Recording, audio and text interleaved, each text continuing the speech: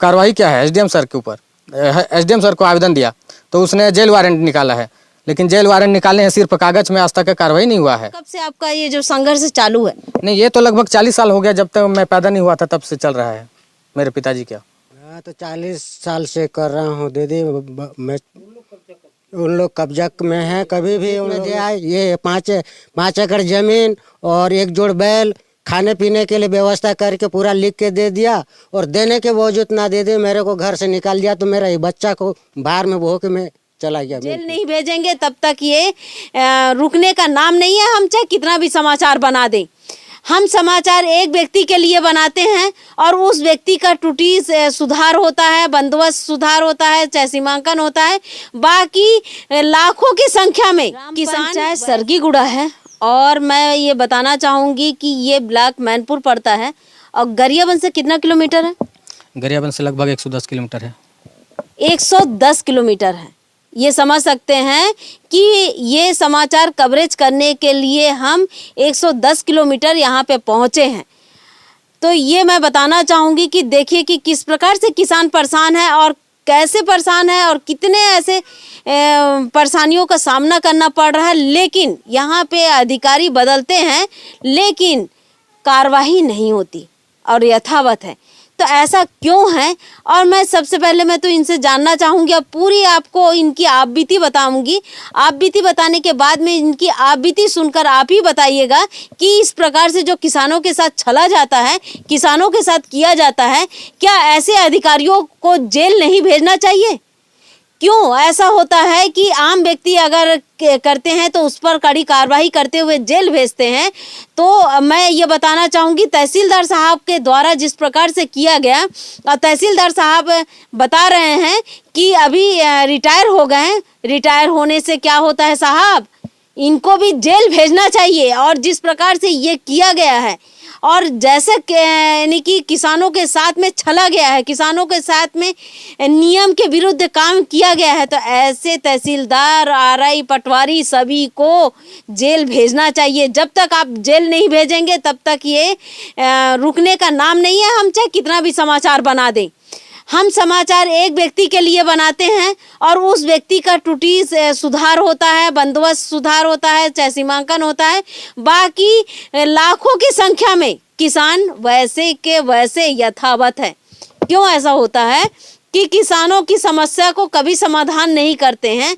जो उनको अधिकारी को पैसा देते हैं, उस अधिकारी को पैसा देने से वो सारा काम कर देते हैं और वो ट्रांसफ़र होने के बाद में दूसरे जब अधिकारी आते हैं तो कहते हैं भाई मेरा काम तो नहीं था, मैं तो नहीं किया हूँ, वो अधिकारी किए हैं। फिर वो घुमाते रह जाते हैं किसानों को, आज नहीं तो कल तारीख पर तारीख देते रहते हैं। किसान पहुँचते हैं और दिन भर बैठते हैं और जो आला अधिकारी हैं साहब हैं वो वहाँ पे मौजूद नहीं रहते हैं और शाम तक देखते हैं किसान 7 बजे 8 बजे रात तक बैठे रहते हैं, देखते हैं, उसके बाद में फिर चले आते हैं। फिर उसके बाद में ऐसा करते कई अधिकारी बदल जाते हैं लेकिन उनका काम वहीं का वहीं रहता है और किसी प्रकार से बदलता नहीं है। तो ये मैं बताना चाहूँगी, किसानों की समस्या देखिए अधिकारी कर्मचारी देखते ही नहीं है और किसान परेशान रहते हैं और केवल एक समाचार बनाओ उसी किसान को देखते हैं, दूसरे किसान को फिर छोड़ देते हैं। तो ऐसा क्यों है? गरियाबंद जिला के अंतर्गत ऐसे कई किसान हैं जिस पर आज भी वो परेशान है और कार्रवाई के नाम से केवल उनको घुमाया जाता है। और सबसे बड़ी बात है कि तब क्यों ऐसा रखते हैं, पटवारी को ऐसा रखते हैं, पटवारी को, बिना पटवारी के भी तो आप लोग वहाँ पे बैठे बैठे काम कर सकते हैं जब आपको किसानों को घुमाना ही है। तो ये बताइए कि ऐसे किसानों पर क्यों दया नहीं आता लोगों में? और सबसे बड़ी बात है मैं इनसे ही जानकारी लेना चाहूँगी। जी आपका नाम क्या है? जी घेनूराम कश्यप। ये बताओ घेनूराम, ये आप लोग जो मुझे इतने दिन से बुला रहे थे कि आप आइए और हमारा समाचार कवरेज करिए और जो आपकी परेशानी है इस परेशानी को आप बताइए कि क्या ऐसे परेशानी है जो आप लोग मुझे यहाँ पे बुलाए हैं और बताना चाहेंगे। जी हमारा तो बहुत बड़ी परेशानी है मैम। जी हम लोग का सभी चीज़ का रिकॉर्ड है, शुरू से लास्ट तक का जो बंदोबस्त हुआ उस समय से अभी तक का सभी रिकॉर्ड है, लेकिन हमको घुमाया जा रहा है अधिकारी के द्वारा। कैसे घुमाया जा रहा है ये बताइए। जी, हमारा रिकॉर्ड बंदोबस्त अधिकारी का रिकॉर्ड 1993 समय का है और उस समय से अभी तक का सभी है। सीमांकन भी करवा लिए हम लोग 2024 में, उसका कब्जा के लिए भी दिया गया। तो सीमांकन हो गया, कब्जा भी हो गया। कब्जा नहीं हुआ है, कागजों में कब्जा बता रहे होंगे, लेकिन अभी तक कब्जा नहीं हुआ है, हकीकत में नहीं हुआ। नहीं नहीं तो क्या बोल रहे हैं तहसीलदार साहब? नहीं, तहसीलदार साहब तो पटवारी आ रही, तहसीलदार पुलिस बल सभी गए थे, लेकिन सामने वाले रोक लगा दिए। तो उसके ऊपर में तहसीलदार साहब ने कार्रवाई किया है एसडीएम सर के ऊपर। एसडीएम सर को आवेदन दिया तो उसने जेल वारंट निकाला है, लेकिन जेल वारंट निकालने हैं सिर्फ कागज में, आज तक कार्रवाई नहीं हुआ है। तो ये बताइए कि पहले तहसीलदार कौन थे जो आप लोग जो परेशानियों का अभी तक सामना करना पड़ रहा है, और तहसीलदार केवल आप लोग को बुला रहे थे और आप लोगों के पास में जितना दस्तावेज है, जो दस्तावेज मैं देख रही हूँ, तो आपके पास में पुख्ता दस्तावेज है, लेकिन उस पर अभी तक कार्रवाई नहीं हुआ है। तो ये बताइए कि तहसीलदार साहब कौन थे? जी, पहले रमाकांत केंवर सर थे। और पटवारी? पटवारी सिन्हा सर थे। सिन्हा सर के नाम? हेमंत सिन्हा, अमली पदर वाले। जी, निवासी अमली पदर। जी, निवासी अमली पदर। जी। और आरई कौन थे आपको? आ रही है भुवन लाल यादव, यदू है। यदू। जी, तो ये बताइए कि जब आप लोग वहां जाते थे, पटवारी क्या बोलते थे? नहीं, पटवारी तो आपका रिकॉर्ड सही है, आपको ही मिलना चाहिए ऐसे बोलते थे। उन्होंने अपना दस्तावेज पूरा तैयार करके तहसीलदार साहब को दे दिए? जी जी, दे दिए। तो मामला क्या है कि अभी तक नहीं कर पा रहे हैं? जी, मामला ये है कि हमको कब्जा चाहिए, कब्जा दिला नहीं पा रहे हैं। कब्जा दिला नहीं पा रहे हैं। जी। तो ये बताइए कि कब्जा, जैसे आप लोगों का खानदानी जो जमीन है, तो ये कब से आपको पता चला और कब से आपका ये जो संघर्ष चालू है? नहीं, ये तो लगभग 40 साल हो गया, जब तक मैं पैदा नहीं हुआ था तब से चल रहा है मेरे पिताजी का। चल रहा है? जी जी, अभी तक का। देखिए, मैं सबसे पहले मैं ये कहना चाहूँगी और बताना चाहूँगी, आम जनता को भी बताना चाहूँगी और आम पब्लिक को भी बताना चाहूँगी कि भ्रष्टाचार कहाँ तक है और कहाँ तक शुरू है और कब से शुरू है और कैसे शुरू है, ये बताइए। राजस्व जमीन कहते हैं, राजस्व रिकॉर्ड जिस प्रकार से यहाँ पर है और पूरी तरीके से खुद की जमीन है, निजी जमीन के लिए भी आज किस प्रकार से संघर्ष कर रहे हैं, आज 40 साल से संघर्ष कर रहे हैं। तो उनके पिताजी से मैं बात करना चाहूंगी। जी, आपका नाम क्या है? अगरचंद, ये बताओ कि आप कब से संघर्ष कर रहे हो? मैं तो 40 साल से कर रहा हूँ दीदी। मैं उन लोग कब्जा में है, कभी भी उन लोग कहने से, अधिकारी के सामने जाने से क्या कहते हैं, छोड़ देंगे। हैं, थाना भी कि 2 बार रिपोर्ट किया, थाना में भी उसका राजीनामा पत्र सब उपस्थित है, तो पर भी कोर्ट में बोल देते हैं और जमीन में जाने से ले भिड़ते हैं मारपीट के लिए। तो मैं अकेला प्राण बचाने के लिए इधर उधर चले जाता हूँ। ये जमीन कहाँ है? गोलामाल। और अभी कहाँ रहते हैं आप? सरगीगढ़। तो वहाँ से क्यों छोड़ के आ गए यहाँ पर? ये मारपीट का डर है, घर से भी भगा दिए, घर को भी लॉक कर दिया हमारा। कौन किया है? हरिचंद। और उनके पिता का नाम? उसका नाको। जी, मैंने 2001 में पंचायत द्वारा ऐसे ही हुआ सब, और मेरे को लिखित में दिया ये 5 एकड़ जमीन और 1 जोड़ बैल, खाने पीने के लिए व्यवस्था करके पूरा लिख के दे दिया, और देने के बावजूद ना दे दे, मेरे को घर से निकाल दिया। तो मेरा ये बच्चा को बाहर में बहो के मैं चला गया मैनपुर। ये जो व्यक्ति है वो आपके क्या लगते हैं? मेरा दादा है, अभी है जो चाचा है, उसका पिताजी मेरा दादा होता है नाको। मेरा पिताजी जो है मेरा छोटा समय में खत्म हो गया। तो सांडली बड़ली किस्सा है, तो इसीलिए परिणाम में इधर उधर भटक रहा हूँ। तो उन लोग सांडली धार के चाचा उन लोग हैं। देखिए, ये बताइए, मैं तहसीलदार साहब से भी कहूँगी कि ये बताइए कि एक न्याय लेने के लिए कितने वर्ष का जीवन बिताना पड़ेगा, ये बताइए। 40 साल से जब एक व्यक्ति परेशान है और 40 साल में भी आज तक उनको कब्जा नहीं दिला पाए हैं, तो ये इस प्रकार से जो खेल चल रहा है, ये सबसे पहले तो मैं ये कहना चाहूँगी कि आपको तहसीलदार बोले कि मैं एसडीएम साहब को दे दिया हूँ आवेदन, वो छुड़वाएंगे? जी जी, दे दिए हैं, उसका पावती भी है हमारे पास। जी जी, वो दे दिए हैं। और आवेदन कब दिए हैं तहसीलदार साहब? ये तहसीलदार साहब दिए हैं। और एसडीएम कब लिख के दिए हैं जेल भरो करके? जेल वारंट के लिए दिए हैं, मैं दिखा रहा हूँ आपको। जेल वारंट 2 बार निकाले हैं, जिसमें पहला 9वां महीना 2024 का है और दूसरा 18/5/2025 का है, जिसमें से लिखित रूप से हमें को मिलता है, लेकिन आज तक का उसको जेल वारंट भी नहीं हुआ है और न कब्जा मिला है हमें, न गिरफ्तार नहीं हुआ है। देखिए, राजस्व मामला है और ये देखिए, सबसे पहले तो मैं ये बताना चाहूंगी कि किस प्रकार से तहसीलदार साहब अपना पल्ला झाड़ते हुए एसडीएम साहब को लिख दिए और एसडीएम साहब ने फिर तहसीलदार को लिख दिए।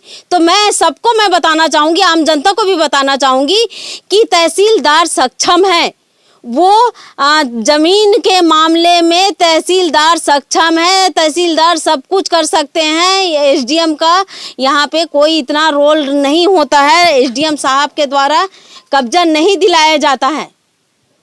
तहसीलदार ही सक्षम है, तहसीलदार ही कब्जा दिलाएंगे। अगर तहसीलदार साहब आपको कब्जा दिलाने में असक्षम है तो ये अपनी कुर्सी को छोड़ दीजिए, किसी अदर को दे दीजिए, तब वो हो सकता है कि इस बेचारे को न्याय मिले। यहाँ पे आप देख रहे हैं, ये परिवार को पूरा देख लीजिए। इस परिवार के तहत में जिस प्रकार से आप देखिए कि यहाँ पर इन लोग परेशान हैं, आज 40 वर्ष से परेशान हैं और न्याय के लिए पुकार रहे हैं और न्याय इनको अभी तक नहीं मिला। तो ऐसे न्याय के लिए ये सबसे पहले तो मैं ये बता दूं कि यहाँ पे अभी रिटायर हो चुके हैं तहसीलदार, जो रिटायर हो चुके हैं, उन तहसीलदार का नाम क्या था? रामाकांत केवट सर, रामाकांत केवट ये थे। और सबसे पहले मैं बताना चाहूंगी कि ये जहां पर भी गए वहां पर भी यहाँ पे किसानों का कभी भी किसी प्रकार से हित नहीं किए, अहित ही किए, क्योंकि अभी तक इनको कागजों में है और कागजों से अभी तक बाहर नहीं निकले हैं। कागजों में पूरा हर चीज़ दे रहे हैं कि आपको आपको सीमांकन के बाद में आपको कब्जा दिलाया जाएगा, लेकिन कब्जा अभी तक नहीं दिलाया गया है। तो इस प्रकार से अभी चल रहा है। तो चलने के साथ साथ मैं ये बताना चाहूँगी कि अभी तहसीलदार साहब कौन है? जी अभी भोई सर हैं। भोई सर नाम मालूम है? नाम मालूम नहीं है मेरे को जी। भोई सर को मैं कहूंगी कि सर जी यहाँ पे देखिए, जिस प्रकार से ग्राम पंचायत है, अभी सरगीगुड़ा में निवासी हैं और निवासी के बाद में ये अगरचंद सुशील भोई हैं और तहसीलदार हैं, और ये पड़ता है हमारा अमली पदर पड़ता है और अमली पदर के तहसीलदार साहब हैं। तो मैं ये बताना चाहूँगी कि जो ग्राम पंचायत गोलामाल का मामला है, लेकिन अभी निवासी यहाँ पे सरगीगुड़ा में है और सरगीगुड़ा में है। और बताइए कि इस प्रकार से जो किसान परेशान हैं, तो इनका कम से कम दस्तावेजों के अनुसार इनको कब्जा दिलाया जाए, क्योंकि इनके कब्जे के इनके जो दस्तावेज है, इनको पूरी तरीके से दस्तावेज सही है और सही पाया गया है। और सबसे बड़ी बात है कि यहाँ पर अभी तक इनको कब्जा नहीं दिलाया गया है। तो ये बताइए कि आप लोग जब तहसीलदार के पास में जाते हैं जी, वो क्या बोलते थे? वो बोलते थे कि आपका गड़बड़ है बोल के। उन लोग नकली पट्टा बना लिए हैं 2011 में, तो उसी के हिसाब से चलते हैं, हमारे रिकॉर्ड को नहीं देखते। जबकि हमारा रिकॉर्ड बंदोबस्त अधिकारी का समय का है, 1993 का रिकॉर्ड से लेकर अभी तक का है, सभी रिकॉर्ड। और उस रिकॉर्ड में उन लोग छेड़छाड़ कर दिए हैं जी, उसी रिकॉर्ड में उन लोग छेड़छाड़ कर दिए हैं और नकली बना दिए हैं, नकली पट्टा बना लिए, नकली जारी पट्टा बनाए हैं। और नकली पट्टा बनाने के बाद में तहसीलदार को संज्ञान में होने के बावजूद भी वो आपका दस्तावेज ना देख के उनके दस्तावेज देख रहे हैं। जी जी, उसका दस्तावेज देखा और उसी के हिसाब से चले और 2 साल तक घुमाए और पुनः हमारा दस्तावेज देख करके उन लोग क्या बोलते हैं सीमांकन किए, लेकिन उसका पट्टा जब्त नहीं किए। कलेक्टर के पास जाने के बाद ही ये सीमांकन किए हैं। यानी कि यहाँ पर आपका न्याय, आप इतने आवेदन लगाए लेकिन आपको किसी प्रकार से न्याय नहीं मिला? नहीं मिला। कलेक्टर के पास में गए तब आप कब्जा मिला? कब्जा केवल कागजों में मिला? जी, कागजों में मिला है, हकीकत में अभी कब्जा नहीं मिला है। और कब्जा कब दिलाएंगे? तो देखिए इस प्रकार से जो किया जाता है, और ऐसे तहसीलदार के ऊपर भी कार्रवाई होनी चाहिए, क्योंकि जिस प्रकार से कागजों में होता है, और सबसे पहले मैं 11 में पट्टा बना दिए। ये बताइए कि आपका जो पट्टा है वो कौन से सन का है? 1993 का है, तो बंदोबस्त अधिकारी समय का है। 1993 से है, लगातार इनके पास में 1993 का दस्तावेज पर्याप्त मात्रा में है। और बताइए 2011 में पट्टा बनाया गया, जाली पट्टा बनाया गया। और उस समय बताइए 2011 में कौन से तहसीलदार साहब थे? जी मेरे को मालूम नहीं है। नहीं मालूम है, तो ये हम पता करेंगे कि कौन से तहसीलदार साहब थे और वो कौन से तहसीलदार साहब ने ये पट्टा बना दिए। तो मैं ये कहना चाहूँगी, मैं आम व्यक्ति को मैं जानकारी भी लेना चाहूँगी और सबको मैं कहूँगी कि मैं इस समाचार को देखते हुए आप ही राय बताइए कि एक व्यक्ति का 93 से लेते हुए आज तक का दस्तावेज है और उस दस्तावेज में किस प्रकार से 2011 में पट्टा बना दिया गया और भी फर्जी पट्टा बना दिया गया। और देखिए जब 2011 में फर्जी पट्टा बनाया गया, उस समय जो तहसीलदार साहब थे, आरआई थे, पटवारी थे, इन सभी को 420 की इसमें जेल जाना चाहिए, बर्खास्त होना चाहिए इनको, क्योंकि सस्पेंड करना कोई बड़ी बात नहीं है। ऐसे व्यक्तियों को जेल भेजना चाहिए। जेल अगर जब तक नहीं भेजेंगे तब तक बंदोबस्त टूटी ये कभी भी समाप्त नहीं होगा। और ये एक बात मैं कहूँगी और ये कहना भी चाहूँगी, सभी से कहना चाहूँगी, अधिकारी कर्मचारी, कलेक्टर साहब से, एसडीएम साहब से, तहसीलदार साहब से, पटवारी से, आरआई से, सभी से कहूँगी कि ये बताइए कि आप लोग अपने कागजों में क्यों नहीं सुधार करते। आप लोग पहले का कागज देखिए और उसमें उस तहत में आप चलिए, ना कि आप बीच में एक लकीर खींच के दूसरे को पट्टा दे देते हैं, जमीन का दे देते हैं, सोचते हैं कि चलिए वो गरीब है, गरीब नहीं लड़ पाएगा, नहीं जान पाएंगे, और इस टाइप का करते हैं। तो आप लोग ये क्या खेल खेल रहे हैं एक गरीब के साथ में, एक किसान के साथ में। किसान हर हमेशा बेरोजगार के साथ साथ वो हमेशा परेशानियों का सामना करना पड़ता है, गरीबी का सामना करना पड़ता है। ये मैं बताना चाहूँगी कि एक किसान जो 4 महीने तक अपना जो खेत में फसल लगाते हैं, फसल लगाने के बाद में वो निंदाई कढ़ाई दुनिया भर का करने के बाद में वो जब धान को बेचते हैं तो 22 रुपए किलो में बेचते हैं, है ना। और उसी चावल को देखिए मिलर किस प्रकार से है, उसी चावल को 40 रुपए 50 रुपए किलो में उन लोग बेचते हैं। उन्हें कुछ भी करने की जरूरत नहीं है, 1-2 रुपए किलो करके वो जब केवल मिल में कुटवा कर साफ करके अगर 5 रुपए भी खर्चा होता है, लेकिन उनको बैठे बैठे देखिए उनको 15 रुपए प्रति किलो में प्राप्त है। और एक किसान को 4 महीना फसल लगाने के बाद में 5वां महीना वो बेचने के बाद में भी उन्हें 20 रुपए किलो मिलता है। वो भी अगर जब पूरा देखा जाए उनको तो वो नील के बराबर रहते हैं, क्योंकि वो उन आय के जरिए उनका खुद का कई ऐसे किसान हैं जो दुकान है या फिर कुछ ऐसा है आय का जरिया है करके वो आज थोड़ा बहुत ठीक है। लेकिन ऐसे ऐसे किसान हैं जो आज भी किसानी कर रहे हैं लेकिन वो परेशान है, गरीबी स्थिति में आज भी है। आज आप देख सकते हैं आपका कितना एकड़ जमीन है? 3 एकड़ 80 डिसमिल। 3 एकड़ 80 डिसमिल है। और ये बताइए कि कब्जा आपको कितना दिलवाना है? कब्जा दिलाना है 2 एकड़ 60 डिसमिल, लेकिन सभी को दिलाना। इस साल तो उसी जमीन को भी धान बो दिए हैं, यानी कि पूरे जमीन में जमीन को बो दिए। हम 0 हैं। 0 में हुआ जी, अभी 0 में है। आपके पास अब जमीन ही नहीं है? अभी जमीन ही नहीं है, रिकॉर्ड में ही है, केवल रिकॉर्ड में। जी देखिए केवल रिकॉर्ड में है और एक भी जमीन नहीं है। इस प्रकार से ये खेल खेला जा रहा है। मैं हूँ दीपिका, आप देख रहे हैं धरोहर।